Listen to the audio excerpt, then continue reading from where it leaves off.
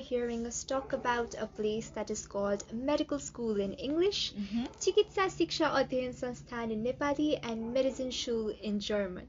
Ooh. When you enter through the doors of a teaching hospital, you are a hopeful, bright-eyed teenager fresh out of high school, a new stethoscope in your pocket, a clean white coat in your bag, and a big box full of books.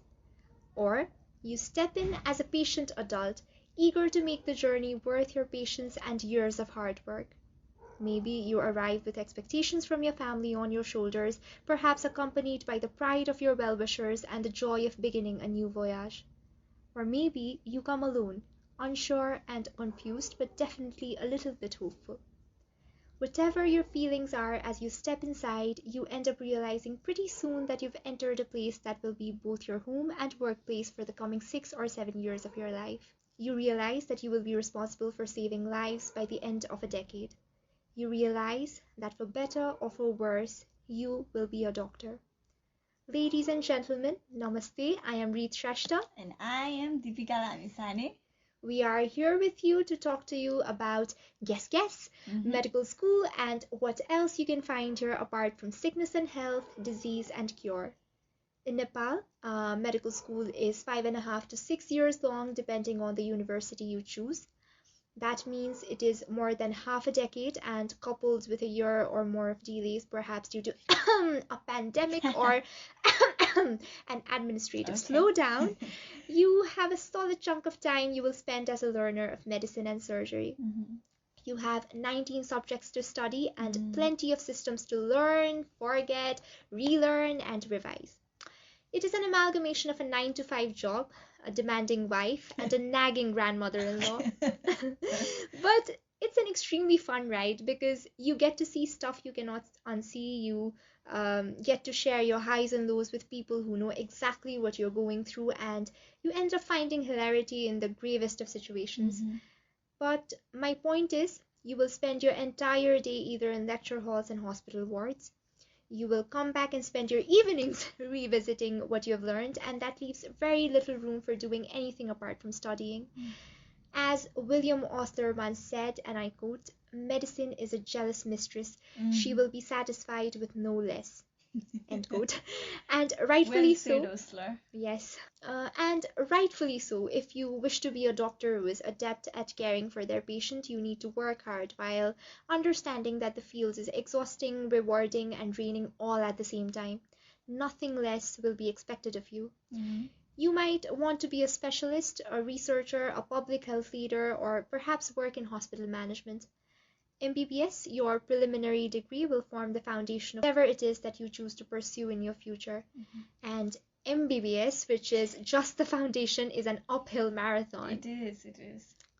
So in a place where expectations are high and time is seemingly scarce, is it even possible to do anything apart from cramming? You might wonder if there is any room at all in your life for the things that you enjoy doing, or if you can ever pursue any extracurricular activity. Am I doomed to a life of grueling academia, you might ask? I've done that a couple of times. The answer, dear listeners, is no. What if we tell you that participating in extracurriculars during medical school is not just a way for you to boost your CV, but also to network, grow as an individual, and understand where your passions lie? Also, there must be a way to find balance in our lives and, well, not die of overexertion, right, people? Yes. And today's episode will be centered on the topics that I just mentioned. I am already so excited to talk about this in more detail. Yes. So, what do you say? I am extremely excited to talk about it. As you said perfectly, Reed, medical school, it's not a piece of cake. If it was one, it would be a brittle metallic one that takes years to digest. It's a medicine, it's the art of delayed gratification, if not. Exactly, yes. And the oceans of syllabus we swim in and almost drown in. Yes. It gives us very little time to explore other areas, as you said. But dear med students, there are other things outside of med school. One, as we are doing amateurly right now, is podcasting. Extend this a little, you have other forms of storytelling, like a YouTube channel, where you talk about things you are passionate about, or even a TikTok account. I love TikTok. when your dance moves find a cozy yet popular home, or better, a Instagram page where your dark humor finds a mimetic portal. These are just a few social media friendly activities outside of medical school. But really, anything that fuels your inner passion can be your go to ECA. You love making apps, you can code. How about a little rendezvous with your musical self, playing guitar, piano, or just about any instruments, including your windpipe? I've also seen one med student who played professional football for some time while pursuing a medical degree. Needless to say, that was very, very impressive. And of course, you cannot forget the academic ECAs, can you, Rith? We definitely cannot. Because we are a big fan of it.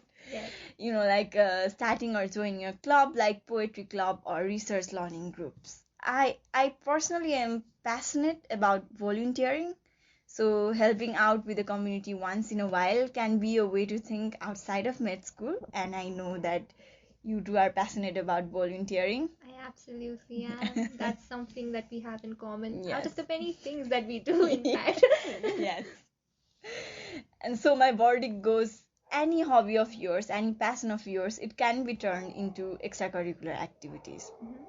Now, if we were to, strictly talk about our country, it's a bit harder to pursue some activities like, let me take an example from our own lives. What if some med student wanted to do some research on certain topics, but Myasinu, the opportunities and the encouragement for this are scarce. You are too young, they say. And then there are these rules restricting the formation of clubs in many med schools here. Sorry, students, your astronomy club can turn into a political hub and somehow crumble our academia to pieces. Okay, but come on, you could use a better excuse than that. Like, oh, anything besides studying is an act of sin. This brings me to the most important barrier in our country, the unfriendly environment.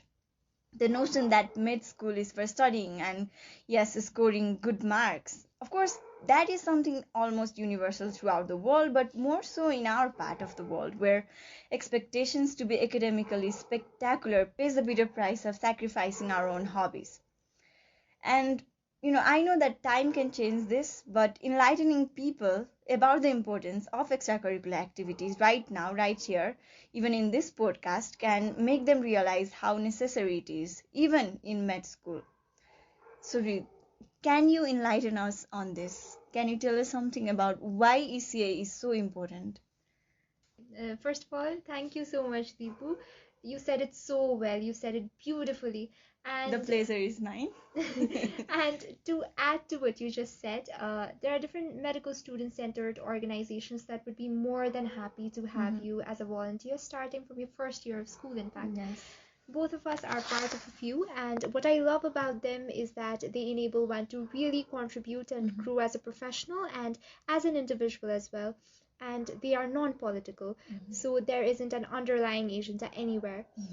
And as for the why, I'll say the first thing that every career-driven person wants to hear. Extracurriculars, as we mentioned before, they are great for boosting your CV. Eventually, when you apply for residency or jobs, it will be an opportunity for you to showcase your leadership skills, your passions, and in a way, your ability to multitask, or to put it in a better way, work under pressure as well. Pressure. We are still learning, so I doubt if we are the right people to tell you how to build an amazing resume. But anything apart from studying in your years as a medical student will be useful to you in your career later on. To add to that, you end up finding a network of people whose vision is in alignment with yours. You find a team, a support system, if you will, outside of your usual circle. Another thing, and that is from personal experience, the joy of doing something that you have a passion for. It is unmatched. It is. And finding a cause that you can devote yourself to on a personal level, it's actually a blessing, right? Also, I think, forgive me if I'm wrong, medicine is a line of work that is very mechanical. And although it is as much an art as a science, it tends to get a bit too much at times. It does, especially in the exams. Yes. So within my first year of med school, I think I felt like a little bit of my soul was being sucked out because the course was so technical and it seemed like my creative juices were drying out literally. And don't get me wrong, there are people who study medicine by combining it with music and other stuff too, and maybe it is my fault in some way, but I somehow felt so stifled and so lost. So the thing is, having a creative outlet, either alone or as a part of a group, it can work wonders for your mental health. You like dancing? Shake your body like a belly dancer. Hey everyone, I need to say something. She's an amazing belly dancer. So Sakira, if you are, trying to hire someone, after you become old or something to continue your legacy, please, she's right here. People Nepal, like please. if you can't tell already, Deepu is very good at exaggerating the virtues and the skills of others, and she's bad at taking compliments. And the thing is, please don't believe her. Like, believe her What? integrity, believe her What? honesty, believe that she is an incredible human being, but don't believe her exaggerations, please. Okay. So Great. I'm not going to say anything for the sake of the podcast. So where were we? So yeah, I was telling. So if you like writing poetry, do it, my Gulzar, do it. And you can see, like if you go to Twitter and you type at Deepika Allen Turing, you will find some amazing poetry that Deepu has written. Everyone will block me. No, they won't. No, they won't. It will be their loss if they do. She is an incredible poet. I'm not going to take that compliment. And so if you like music, play that instrument that has been gathering dust and cobwebs for the past 5 months. You love research? Go to your department of interest and find a mentor and start working on a project. I know it is easier said than done, but finding an extracurricular activity and pursuing it, it is extremely, extremely rewarding. I recently came across a paper, Deepu. Apparently, 60% of medical students in a group of 237 participants from Saudi Arabia, they participate in some form of extracurricular activity or another. And as per a study carried out in the United Kingdom, medical students tend to spend almost 9.8 hours per week on extracurriculars. Point is, it is absolutely normal, acceptable, and valid if you choose to spend time on extracurriculars while you're in med school. Contrary to what people say, it's extremely important to listen to your body and your mind and to give it the stimulation it needs from activities apart from studying. Oftentimes, that is very much a necessity to keep you sane, and in a way, it helps you flourish as well. I am pretty sure that has been the case for you as well, right, Deepu? But the question is, how can we strike the balance between doing what is required of us and pursuing our passions? What do you have to say about that? First of all, thank you, Reed, for that amazing insight into why extracurricular activities are important, even in med school. And if I would like to add in that, I'd say that writing poems has been a way for me to, of course, a way for creative outlet, as well as to deal with some of the most difficult times in my life, given that poems are very cryptic and you are not extremely direct about it. So yes, and all these reasons to do extracurricular activities, as you mentioned, right? So why wouldn't one do it? Like, why not? Medical school, it's, as you quoted, as Osler had said once, it's a zealous mistress. And I can say to you, dear audience, as we are recording this at this moment, I'm already worried about the upcoming final year and the pending third year results. Oh God, which have went horribly this year. They have not gone nicely. Oh yes. I just hope I passed. Same, girl, same. And Yeah. the fact that our seniors have been telling us to start studying right away, when in fact we are like enjoying our vacations. Yeah. Like quotation marks, enjoying our vacations. While we're doing that, our seniors are telling us to study. So you can only imagine how hard final year is. There are like tons of subjects and 10,000 possible questions that you might have to answer in your exams. And you might just get unlucky enough. Like if you just skipped that chapter. Yes. And the teacher starts asking you from the same chapter. Yes. Like it happened to me in third year. Yes. My friend. And also, if you've studied everything and if you forget to wear your watch on that day, or if you forget to cut your nails on that day, and And your hair is too long. yes, then God bless you. That is medical school in a nutshell for you Yes. guys. We're not trying to scare you or anything. No. It's a very fun place, but at It the same is. time, you have to be really careful and really mindful of what you're doing, and You're expected to, act in certain way or appear in certain way, and sadly you have to we need to adhere to conform, those right? Yes, guidelines. exactly. Enough about that. Yes, we went way out of topic. Yes. Like our professors, if they listen to this, they will be sure to ask us very hard questions in exams. So, as you said, balancing the heavy med school syllabus with ECAs, it's an extremely hard thing to do. It's almost like that thing called funambulism. Have you heard of it? I don't know if I'm pronouncing it correct. It's just a fancy way of referring to the act of walking along a tightrope, where the walker uses an umbrella or a balancing tool to maintain their balance. And of course, it's a hard act to follow, to walk on that tightrope and still be alive. And such is our case, don't you think? It's very hard to pass exams and yet have time for running a successful TikTok account or writing a high impact journal article, don't you think? Exactly. It's a very hard thing to do, and one might even feel as a jack of all and master of none while doing this. Oh God, I can relate to that. Me too. And this, this nagging feeling of running out of time and not giving your 100% to things we love, it's a killer of many hobbies. And if you ask me or Reed if we can resurrect those hobbies from their graves and still be a full-time med student, we cannot give a definite answer, can we? I would say it's somewhat of a no. It's a somewhat of a no. Rather than beating around the bush, it's a very hard thing to do.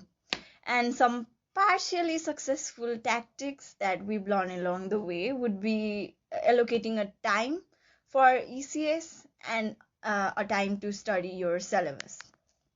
Or a reminder to yourself that doing extracurricular activities does not mean you are a wannabe overachiever boasting their grandiosity by considering mid-school curriculum as a light breakfast. Perhaps one of the most important tricks, I would say, besides these two, would be to be in discipline, to learn discipline.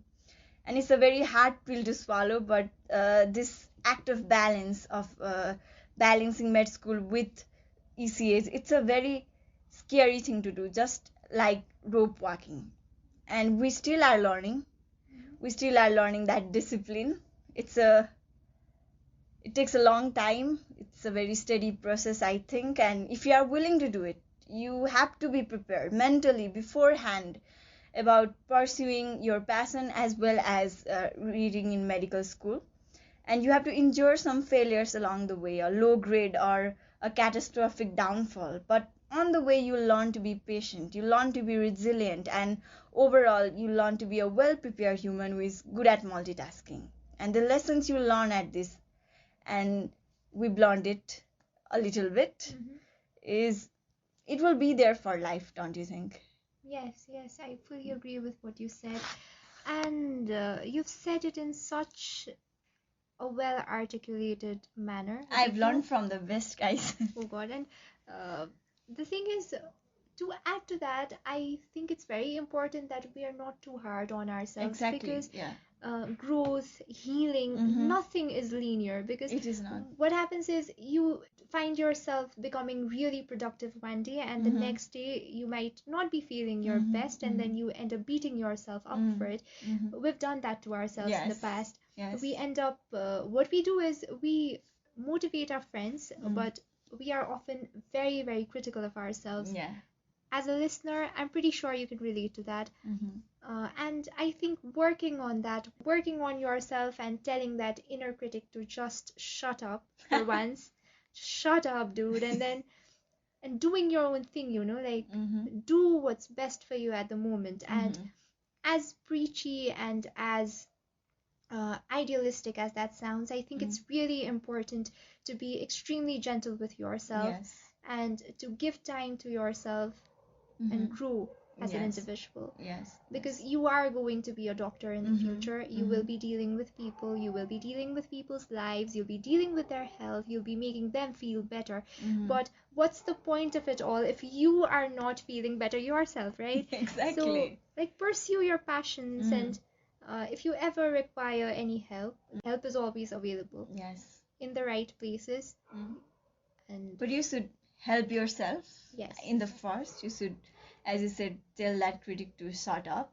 Yes. And tell that sometimes progress can look as easy as getting up from your bed, as easy as just breathing, and sometimes it can be like winning a big competition. So progress comes in different forms at different stages of life, and it will come to you. Right, exactly. And that being said, I don't think you should take extracurriculars as a compulsion as well. If you don't want to do it, then don't do it. Exactly. Don't do it. If you just want to study, it's completely fine. Do it. Studying can be your passion. Yes, that is perfectly fine. In no way are we advocating the fact that you need to have a hobby or you need to have an extracurricular activity that you should consider a passion. We're not trying to say that. If you have something in mind, if you think you can do it, I think you should do it. And of course, time will be an issue. Yes. But if you have the passion for it, I think you can find the time for it. Yes. There will be a time for it. Yes. And you don't have to rush things. You don't have to learn to code in a day. Like, you can do it 30 minutes or even 5 minutes a day, and you can learn it every day for 5 years of medical school. You can be an amazing coder. Yes, and the fact that I don't know anything about coding. The fact that I love coding. Yes, and I think coders are extremely intriguing and extremely interesting people. I do think so too. Yes, and so, and the next thing, the final thing that the cherry on top, if you will. If you have no one in your life who is appreciating your efforts, or if you feel like you're alone in any way, then please remember that there are 2 girls here who are running Anaamak-The Podcast. Yes. And they really want you to succeed. Yes. And they're rooting for you. So you good go. luck. All the best. Good luck. All the best, guys. Take care. Goodbye. Take care. Goodbye. And this podcast is coming after like 5 months because we had our exams and we were barely functioning as human beings, so we were unable to multitask. Yes. But we found the time for it. Yes, and see, that's it. So, thank you so much. Thank you. Bye. Bye.